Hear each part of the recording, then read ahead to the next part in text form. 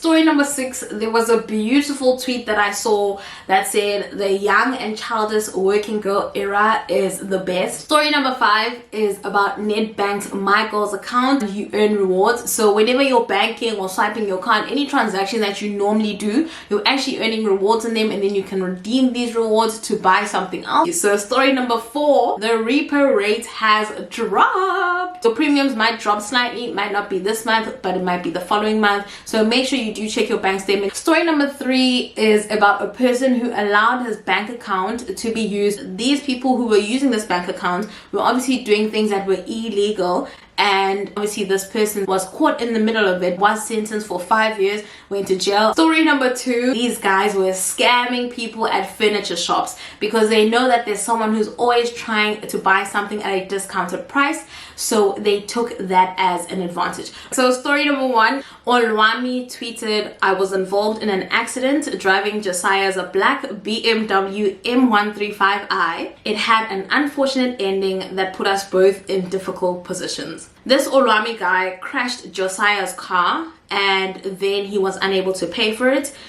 My name is Nokuhle and I'm a personal finance creator. Some of the videos I've made include how to buy shares, top 10 affordable cars, how to file your taxes, side hustles, interviews, you name it, I've done it. Note, these videos do not constitute financial advice. My aim is to plant the idea, it's up to you to water it.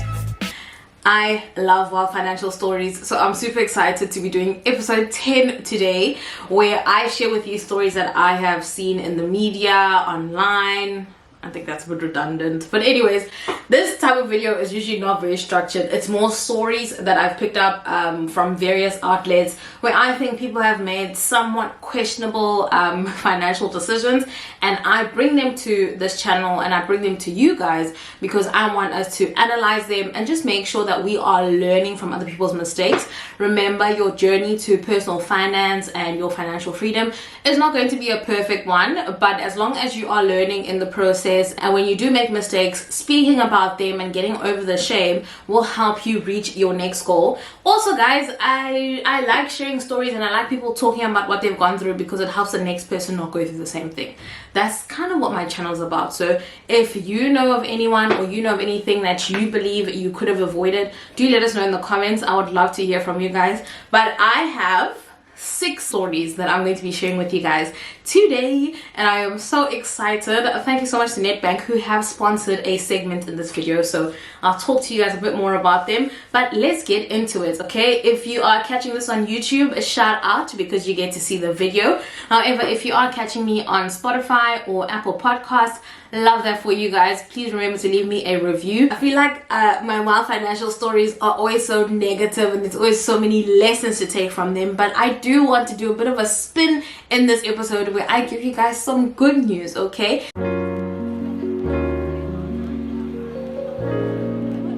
story number 6, there was a beautiful tweet that I saw that said the young and childless working girl era is the best, and I love this. I love it when working girls are sharing positivity and sharing how nice it is, and you know, but I know other people took it negatively. They thought that this person was shaming people who were moms or shaming people who weren't working, but I don't think it was that.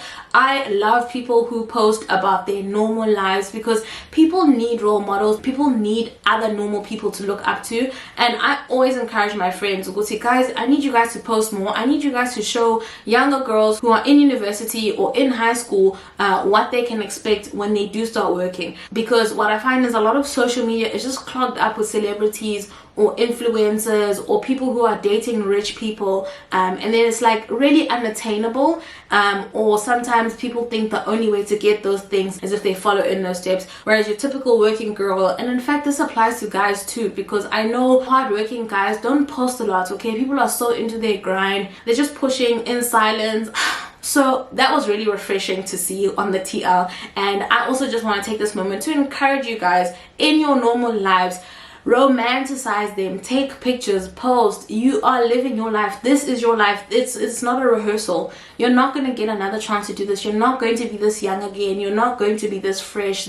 Just post as much as you want. And if you think you're older and you think this doesn't apply to you, no, even post in your current age, because we are looking up to you. We want to see, oh, this is what life is probably going to pan out like. And I think I've really done this. I have tried to live quite openly so other people can see, because I always felt like when I was younger, I didn't see people in my stream posting much. And I know it's a bit hard to say this, and a lot of people find it invasive. People value their privacy, which is great.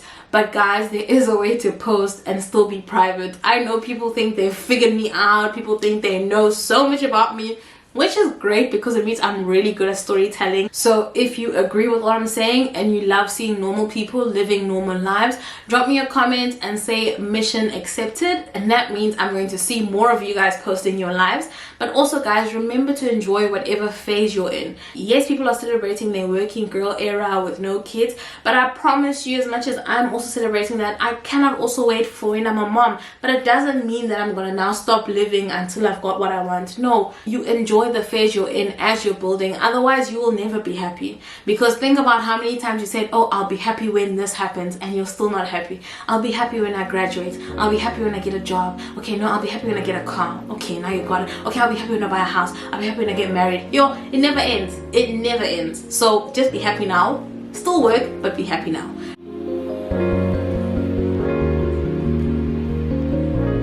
Story number 5 is about Nedbank's MiGoals account. So these accounts offer different options depending on what you're looking for. They have the MiGoals, MiGoals Plus, MiGoals Premium, and the Savvy bundle. And these bank charges range from 5 Rand per month all the way to 240 Rand per month, depending on what you pick. And some of my favorite features about these accounts is that, one, you earn rewards. So whenever you're banking or swiping your card, any transaction that you normally do, you're actually earning rewards in them, and then you can redeem these rewards to buy something else. So it's like they're paying you to keep using your card, which is great. It's like girl math, okay? Free money. Secondly, they have something called My Pockets, which allows you to save your money into different categories, okay? I love this because, you know, sometimes you transfer money into your savings, but you've forgotten what occasion it was for. So maybe you're saving for your graduation, or you're saving for your wedding deposit or your house deposit, but it's all lumped up into one. And it's very easy to just tap into it because I can't really remember what it was for.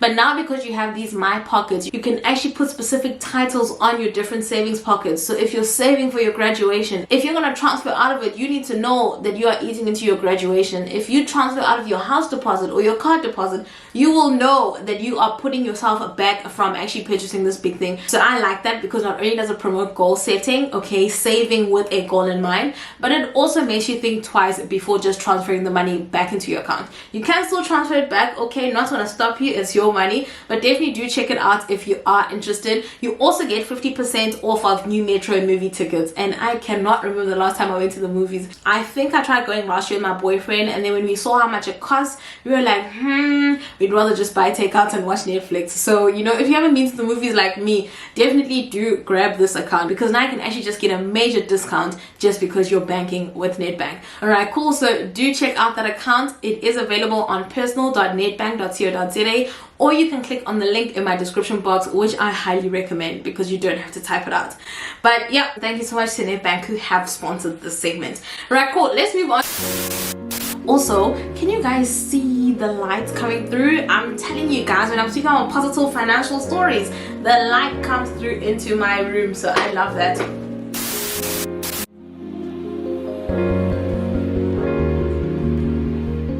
So story number 4, not really a story, more of a fact, but the repo rate has dropped. It has dropped. It dropped by 25 basis points, which means the prime lending rate will also drop. So it was at 11.75% and it is now at 11.5%. And if you're not really sure what this is, basically when you borrow money from the bank, if it's a loan for your car or for your house, it is usually quoted at an interest of prime plus something, or prime minus something, or just prime. So now the fact that it has dropped, okay, it means you will pay less interest on your loans. This is fantastic news because before COVID, prime was quite low. I see here we were at about 7%, which meant it was a really good opportunity for people to buy cars or buy houses because they were going to pay less interest. However, we saw after COVID, prime actually just kept increasing. It went to 9.75, 10.5, 10.75, all the way to 11.75, and the last time it was adjusted was 2023 May. So the fact that it has finally dropped slightly, okay, it's only slightly, but it is something, okay, so and this is great, calls for a celebration. Obviously, I'm still hoping that it drops even further, so let's cross fingers. I really do hope that this trend continues. Your premiums might drop slightly, might not be this month, but it might be the following month. So make sure you do check your bank statement just so you can see how much this 0.25% actually impacts your installments. All right, cool.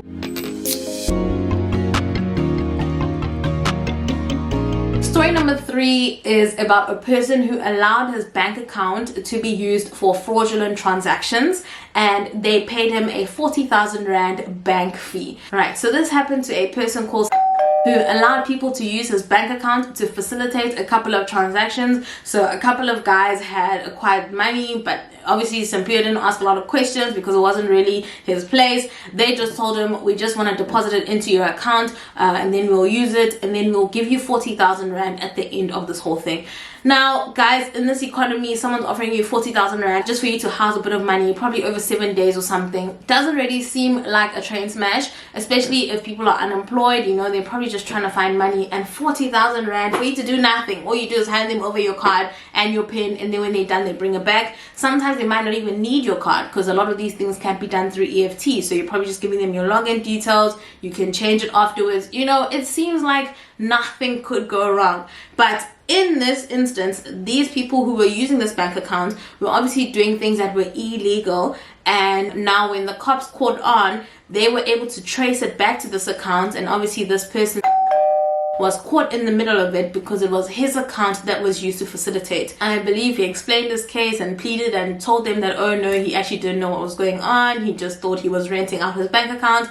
But guys, this is just a reminder for you to keep your bank account and your banking details as confidential as possible. These are linked to you. They are linked to your ID documents. So anything that happens, any transactions that occur in your bank account will be traced back to you, and you cannot plead the fifth. You cannot plead ignorance and say, oh no, I just, you know, gave it to them, I wasn't really involved. The fact that you gave people your personal bank account makes you an accomplice. I believe Sampier was sentenced for 5 years, went to jail. I mean, 40,000 Rand and now you got 5 years in jail. Not worth it, my guy. Definitely not worth it. And also in South Africa, it's so easy to open a bank account. How come these people don't want to go open a bank account under their names? Why must it be used through you? You know, we are a very advanced country. I keep saying this because I believe South Africa just needs a great marketing team because we have lots of stuff. We are doing really great, okay? So you must be very careful. Always think about what could go wrong. And if something seems like easy money, too good to be true, it probably is. You might not pay for it now, but in the future, you're definitely going to regret it. So just apply your mind in these circumstances. And if you're unsure, maybe also speak to someone else. Sometimes they do say 2 heads are better than 1. You can speak to a friend you trust, and hopefully they don't motivate you to take it, because now you guys can split the 40,000 2 ways. And if you're unsure, do speak to the SAPS or your bank. You should feel free to walk in and utilize these services because you do pay for them. Okay. Story number 2, I actually saw a snippet of this, and I think it was, I don't know if it was a TikTok or it was something on TV, but essentially these guys were scamming people at furniture shops because they know that there's someone who's always trying to buy something at a discounted price, so they took that as an advantage.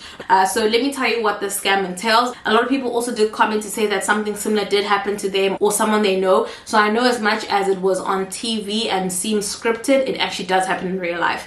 So the scam is, it's usually a group of 2 to 3 people who will go to a store, so some big store where you buy your furniture, TVs and stuff. I don't want to name the stores because there's so many. But then what happens is they'll see people or customers who are viewing things and identify their targets. So for example, let's say you're trying to buy a fridge and they'll say, that's a nice fridge, right? And you'll be like, yeah, but it's so expensive. You're like, yeah, it's expensive, but at least it's nice, it's got a dispenser, you know? Then they'll be like, oh, yeah, the customer will be like, yeah, but not really within my budget. And then the salesperson, so these scammers are dressed as if they are salespeople, they dress as if they work at the shop. They'll be like, listen, go speak to my friend over there, don't look at him right now, go speak to him and he'll give this to you at a discount. You'll get a 25% or a 50% discount. Basically, they'll give you a discount that is like too good to pass, and they'll be like, yeah, but like keep it on the down low, okay, but we can sell it to you at factory price. Okay, now you're excited because you're a financially savvy person. You are trying to save as much money in Cyril's economy. So then you'll move across to the other person that you've been referred to, who's the manager, who can give you the special. They're like, all right, cool. So this fridge is originally 12,000, but I'll give it to you for 8. Obviously, this is a great bargain. Or they'll say 6,000, something crazy, okay? And then they'll be like, all right, make sure you have the 6,000 in cash and then meet me outside. Cool, so then you go withdraw this money and come back. Or maybe you already have the cash. You meet the person you spoke to inside. They do the handover, because remember, they don't want to do the handover in front of cameras inside the store. Hence, they always say, let's do it outside. They'll also spin some story. Guys, scammers are really smart and they really work hard with their story. So it's very believable. I know I might not be selling it. You'll hand over the cash to them and they'll say, all right, cool, meet us at loading bay number 4. You'll get your fridge there. Whatever the case may be. They'll do the same scam to multiple people selling multiple different things. Someone could be looking for a dishwasher and they'll say, okay, do this. Someone could be looking for a couch. Everyone will be told to go meet at loading bay number 4. And then 45 minutes later, there's probably like 4 or 5 of you in loading bay number 4, all kind of waiting for this salesperson to bring your stuff. And then you realize that actually nobody is coming to give you this. You start looking around, you see other people who are equally as confused as you. But the problem now is you can't even voice it out, because now people are going to know you were trying to buy goods through a very dodgy way. You can't go into the store to report it because you were trying to scam the store. And then eventually you realize that actually you guys have been bamboozled. You might go in and report it in store. They'll look at the CCTV footage, but there's nothing much that they can do. They might open a case. They might say go to SAPS, whatever. But those guys, that little team that was coordinating that entire scam has long gone, and they're dealing with cash, because you all probably paid with cash. They've got like 6K times 5 people. Guys, that is a lot of money just in one day. And the thing is, they'll move on to the next shop the following day and do the same operation, and people will still fall for it. So don't be too much of a financially savvy or not wanting to spend money. Make sure you are following the internal procedures. If you really want a discount, speak to a manager, get it approved. Don't step out into the store, don't pay cash. So think about it. Okay, yes, it's great to get discounts, but do not risk your hard-earned money, because now you've paid 6,000 for a fridge and you walk out with nothing. You still want that expensive fridge, but now you've just lost 6,000. Good luck to you, because you're not buying that fridge for the next 2 months. Alright, cool. I will leave the link to this video in my description box, so make sure you click on that, because I know you guys are going to enjoy watching the entire thing.